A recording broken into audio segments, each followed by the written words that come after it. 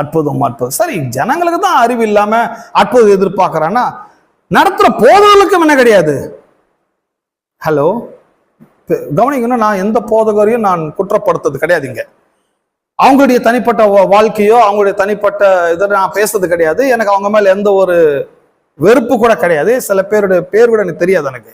But நான் அவளை corner பண்றேன்னா அவங்களோட போதனைகள் ஜனங்களை மட்டுமல்ல தேவனுடைய ராஜ்யத்தையும் கீழ்ப்படுத்துகிறது.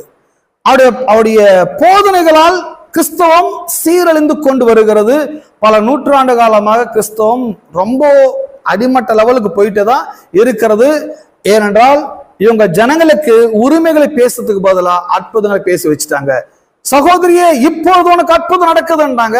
ஜனங்க நினைக்கிறாங்க, ஓஹோ, கூட்டத்துக்கு போன அற்புதம் செய்வார் போல ஆண்டவர், ஜெபம் பண்ண அற்புதம் செய்வார் போல, உபவாசம் பண்ண கடவுள் அற்புதம் செய்வார் போலன்னு சொல்லி அற்புதத்துக்காக மட்டும்